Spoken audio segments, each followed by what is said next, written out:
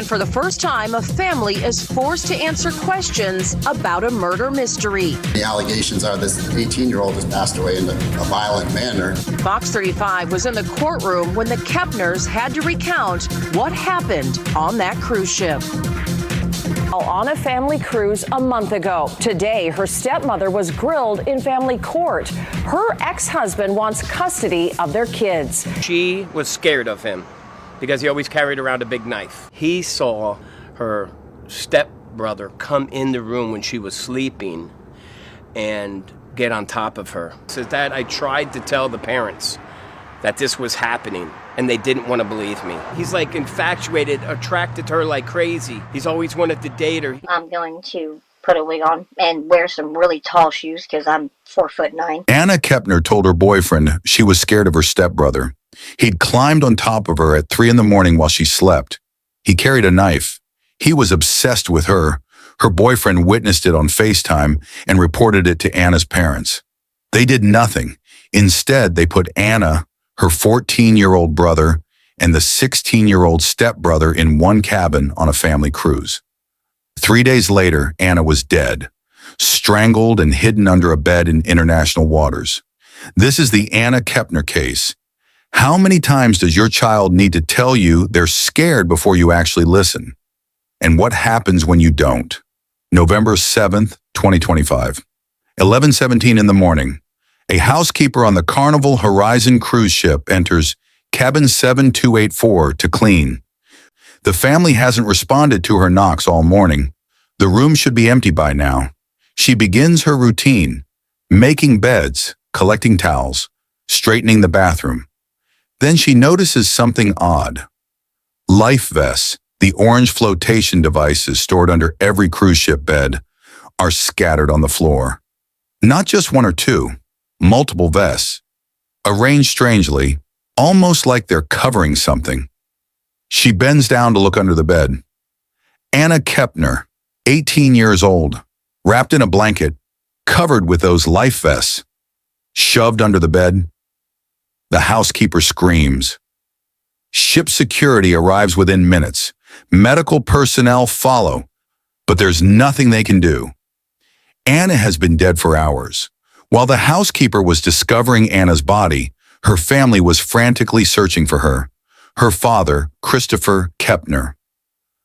Her stepmother, Chantel Hudson. Her grandparents. They'd been looking everywhere since breakfast when Anna didn't show up. They checked the pools, the dining areas, the upper decks. They asked crew members. They called her phone over and over. And Anna's 16-year-old stepbrother, the one who shared the cabin with her, he was helping them search. He knew exactly where she was. The ship's doctor examines Anna's body. The cause of death is immediately apparent: mechanical asphyxiation. She was strangled. The medical examiner would later confirm 2 distinct bruises on the side of her neck, consistent with what's called a bar hold, someone's arm pressed across her throat, cutting off her airway.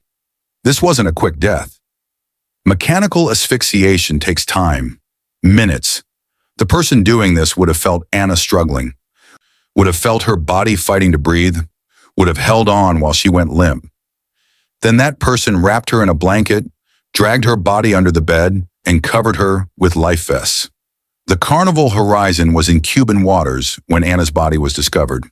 Because the death occurred in international waters involving a U.S. citizen, the FBI would take jurisdiction. For the rest of November 7th, Anna's body remained on the ship while it sailed toward Miami. Her family, now knowing she was dead, had to spend hours on that vessel. The ship docks at Port Miami on November 8th. FBI agents are waiting, and everyone looks at Timothy, the 16-year-old stepbrother who shared Anna's cabin. Anna Marie Kepner was 18 years old, a senior at Temple Christian School in Titusville, Florida, set to graduate in spring 2026. After high school, she wanted to join the United States Navy. After her service, she wanted to become a K-9 police officer. She loved dogs. She loved structure. She loved the idea of serving her community. Anna was a varsity cheerleader. Her friends and coaches described her as always happy, bubbly, outgoing, the type of person who made other people smile. She loved horseback riding. Anna found peace there. The connection between rider and horse, the trust, the control. She had a sister, Courtney. They were close. The kind of close where you talk multiple times a day about nothing and everything. On November 4th, just 2 days before Anna died, they were on the phone. Their last words to each other, "I love you." Courtney had no idea that would be their final conversation. Anna also had a 14-year-old biological brother, Connor. She was the big sister, the one figuring life out first. Anna's biological mother, Heather Wright, had been out of her life for years. Heather and Christopher Kepner divorced when Anna was 4. Heather moved to Oklahoma and became estranged from both children. The relationship was complicated, distant, broken. Anna's family became her father, Christopher, her stepmother, Chantel Hudson, and the blended family that came with that marriage. Chantel had children from a previous relationship, including a 16-year-old son named Timothy. In November 2025, Anna was in the final stretch of high school, preparing for exams, making plans for her Navy career, thinking about the future. Everything she'd worked for was right there, within reach. Just a few more months. How does a 15-year-old boyfriend recognize danger that 2 grown adults ignore? I thought about it being her stepbrother. There was just one incident that made me very uncomfortable with him. So we FaceTime one night, and I had the phone propped up to where she could see me, and she had the phone propped up to where I could see her. And it was around 3 a.m. in the morning, and I seen her in the video, and I seen him try to go on top of her, if that makes sense. And I seen his face, and we made eye contact, and I kind of went off on him, what are you doing on top of her? What are you doing in her room? And he kind of got scared and looked at me and ran off. I went to her parents about it, and they didn't believe me about it. She was too scared to tell anybody. He said that if she said anything about that night of him crawling on top of her, that he'd do something to her to harm her. And I was on the phone while he said that. Joshua, too, wasn't Anna's parent. He wasn't her guardian. He was a 15-year-old kid dating an 18-year-old girl, and yet he was the one who saw the warning signs and acted. It was 3 a.m. when Joshua was on FaceTime with Anna. They were just talking, the way teenagers do, staying up late, probably laughing about nothing important. And then Joshua watched in real time as Anna's 16-year-old stepbrother climbed on top of her while she was sleeping. Joshua did exactly what he was supposed to do. He reported it to Anna's parents immediately. A 15-year-old boy recognized predatory behavior and took action. He went to Christopher Kepner and Chantel Hudson and told them what he saw. Joshua wasn't the only one who knew something was wrong. Anna told him directly, if she said anything about her stepbrother climbing on top of her, he'd do something to her. Stop and think about those words. He'll do something to me. That's not a vague concern. That's a specific threat. Anna was so afraid of her stepbrother that she slept at friends' houses to avoid being home with him. She literally changed where she lived to stay safe from someone in her own family. Multiple people knew the stepbrother carried a large knife around. Multiple people knew it frightened Anna. This wasn't a secret. This wasn't hidden. According to witnesses, specifically Joshua's father, Stephen Weston, the stepbrother was obsessed with Anna. He wanted to date her, his own stepsister.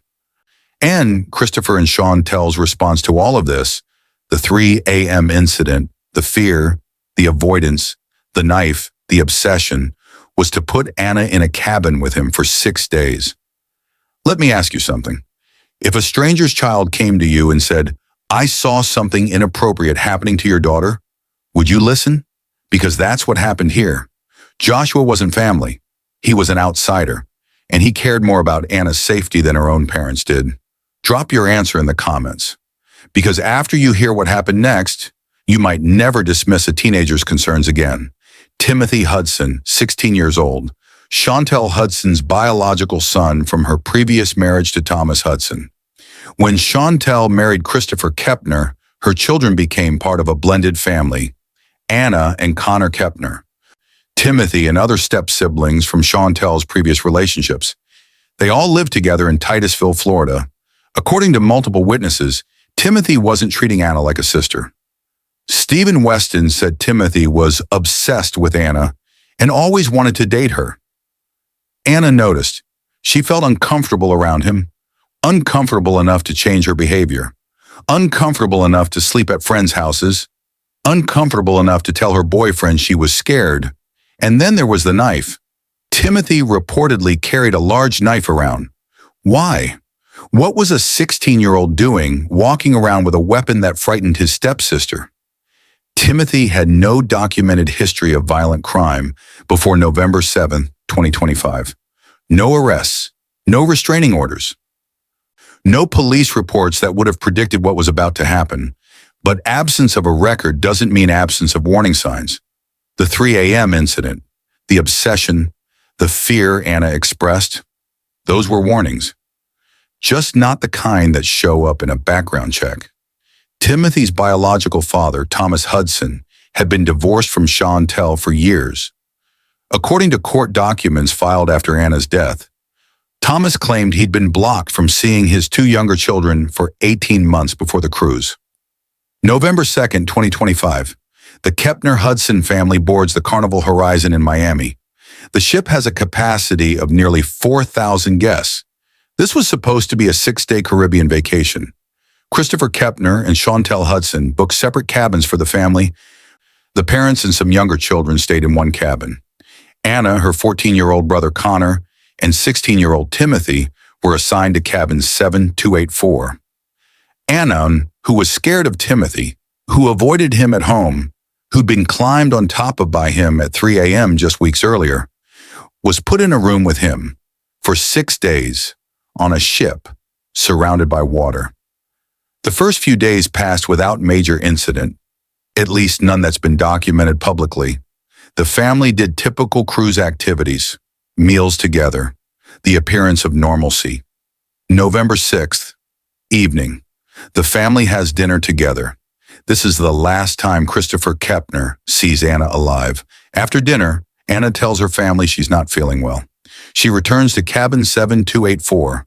According to Joshua 2, who stayed in contact with Anna via phone, Anna told him there was an argument that night, a bad one, screaming, throwing chairs, sometime between dinner on November 6th and 11:17 a.m. on November 7th, Anna Kepner was strangled to death. The timeline is murky. The ship was at sea. No one saw exactly what happened, but investigators would later piece together evidence from surveillance footage, keycard data, and witness statements. An argument happens. At some point, Timothy puts his arm around Anna's neck. The bar hold. He applies pressure. Anna struggles. She fights. She can't breathe. Timothy doesn't stop. He holds on for minutes until Anna stops moving. Then he wraps her body in a blanket. He drags her to the bed. He shoves her underneath. He covers her with life vests. November 7th, morning, breakfast time. Anna doesn't show up. Christopher starts looking for her. Where's Anna? Has anyone seen Anna? The family searches, they check everywhere, and Timothy helps them look. He walks around the ship with them. He asks crew members. He pretends to be concerned, all while knowing exactly where she is. The housekeeper finds Anna at 11:17 a.m. The family is notified. Ship security locks down the cabin. The FBI is contacted. The ship was still hours from Miami. The Carnival Horizon continued sailing toward port with a dead girl in the morgue and her suspected killer still on board. The ship docks at Port Miami on November 8th. FBI agents are waiting. Miami-Dade police are on standby. Passengers disembark. The Kepner-Hudson family is held for questioning. Timothy is immediately taken to the hospital. The reason hasn't been publicly disclosed. Was he injured from the struggle? Was it a psychiatric evaluation? That detail remains unclear. The FBI Miami office takes jurisdiction immediately. When a U.S. citizen dies in international waters, federal law enforcement steps in. Special agents board the Carnival Horizon while it's still at sea. They secure cabin 7284 as a crime scene. They photograph everything. They collect physical evidence, DNA samples, fingerprints, fibers from the blanket. The ship's surveillance system becomes critical. Modern cruise ships have cameras everywhere. The FBI pulls all footage from November 6th and 7th. They're looking for movement. Who went to cabin 7284? When? Cruise ships also track movement through keycard data. Every time someone enters a cabin, the system logs it. Time-stamped. Recorded. The FBI analyzes all of it. Anna's cell phone is collected. Text messages. Call logs. Any communication from those final hours. The FBI interviews passengers. Did anyone hear screaming on November 6th? Did anyone hear a disturbance? Did anyone see Timothy acting strangely? They interview the family, Christopher Kepner, Chantel Hudson, the grandparents, each step-sibling. Everyone gets questioned separately. And then there's Connor, the 14-year-old brother. He shared that cabin. What did he see? What did he hear? That testimony is critical and potentially traumatizing. The medical examiner performs a full autopsy. Cause of death, mechanical asphyxiation. 2 distinct bruises on the side of Anna's neck, consistent with a bar-hold choke. Someone put their arm across her throat and applied sustained pressure until she died. The toxicology report comes back clean. No drugs, no alcohol, no evidence of sexual assault. The medical examiner also examines time of death, rigor mortis, body temperature, lividity. When did Anna die? How long had she been under that bed? The FBI interviews. Timothy. What he said hasn't been made public. Did he claim he didn't know what happened? Did he say he was asleep? Did he stay silent and ask for a lawyer? Or did he confess? On December 5th, 2025, nearly a month after Anna's death, a Brevard County judge publicly identified the 16-year-old stepbrother as a suspect during a custody hearing. Judge Michelle Studstill said it out loud in open court. But why haven't charges been filed yet? It's been a month. The evidence appears substantial. The body concealment alone suggests consciousness of guilt. Legal experts suggest the delay might be about deciding jurisdiction, federal versus state, or determining whether to charge Timothy as a juvenile or try him as an adult. Those decisions affect everything from trial proceedings to potential sentencing. There's also another complication: the family dynamics. The victim's family and the perpetrator's family are the same family. Christopher Kepner is Anna's father and Timothy's stepfather. Chantel Hudson is Timothy's mother and Anna's stepmother. Attorney Josh Rotuno explained, "When you're dealing with essentially one family, authorities have to be careful about what they put out there. You don't want to tip off what's going on when your victim's family and your perpetrator's family are in the same house. But does caution serve justice? Or does it protect a suspect at the expense of the victim?" As of December 6, 2025, Timothy Hudson has not been charged with any crime related to Anna Kepner's death. No arrest, no arraignment, no charges filed at either the state or federal level. But the legal system is already involved through a custody battle between Timothy's biological parents. Thomas Hudson, Timothy's father and Chantel's ex-husband, filed an emergency motion for custody of his 9-year-old daughter on November 11th, just 3 days after the cruise ended. His reasoning? Anna Kepner was found asphyxiated under the bed in the room which she shared with his teenage son. Thomas alleged he'd been blocked from seeing his 2 younger children for 18 months. He claimed Chantel took the children on the cruise without his permission. He argued that his daughter was in danger. Chantel's attorney responded with something stunning. According to court filings, the attorney stated that an extremely sensitive and severe circumstance has arisen that prevented Chantel from testifying fully. The FBI had warned that a minor in her household could be prosecuted. Both parents, Thomas Hudson and Chantel Hudson, have referred to Timothy as a suspect in their court documents. On December 5th, a custody hearing was held in Brevard County. With the teenagers across the hall, did you ever go in and check on them? No, I had went to sleep. Chantel now defending the kids' relationship with each other. Did they all get along? Yeah, the three of them are like the three amigos, they're best friends. The hearing revealed other details. Chantel testified that Timothy is under psychiatric care. He had an appointment scheduled for December 1st. During the hearing, Thomas Hudson's attorney alleged the teenagers had access to alcohol while in international waters. Chantel's attorney denied this. The custody hearing also revealed something disturbing. According to testimony, after the cruise ended and the family was in their vehicle, Timothy tried to leave. Christopher Kepner and Chantel Hudson physically restrained him. Timothy testified he was put in a chokehold by his mother and stepfather. Judge Studstill ultimately ruled that the 9-year-old daughter is not in imminent danger of harm by continuing to live with Chantel and Christopher. The emergency custody motion was denied. Timothy has been removed from the home. According to court documents, Timothy is currently living with relatives at an undisclosed location. Only his parents and law enforcement know where he is. Christopher Kepner has made public statements.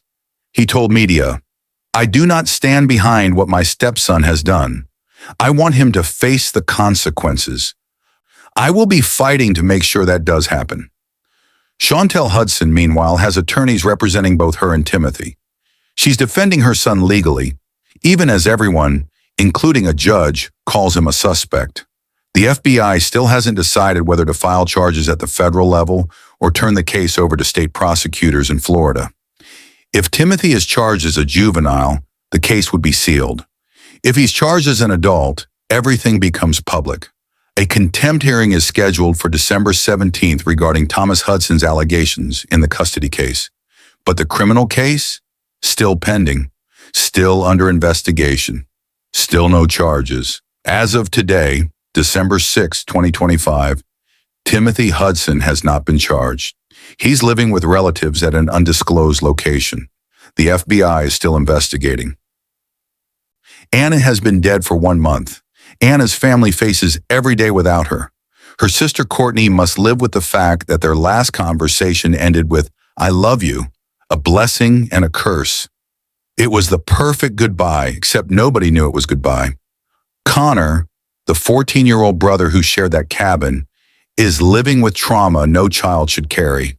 He either witnessed his sister being murdered, heard it happening, or discovered something was wrong. No matter which version is true, he'll carry that forever. When you put your children in unsafe situations, you don't just risk one child. You traumatize all of them. Joshua, too, is somewhere right now living with survivor's guilt for something that wasn't his fault. He's probably wondering if there was more he could have done. He's probably replaying that 3 a.m. FaceTime call and asking himself why the adults didn't listen. That's the tragedy within the tragedy. A child did the right thing, and he's living with the consequences of adults failing. Joshua probably asked himself if he should have called the police himself, if he should have insisted harder, if he should have told someone else. The answer is he did enough.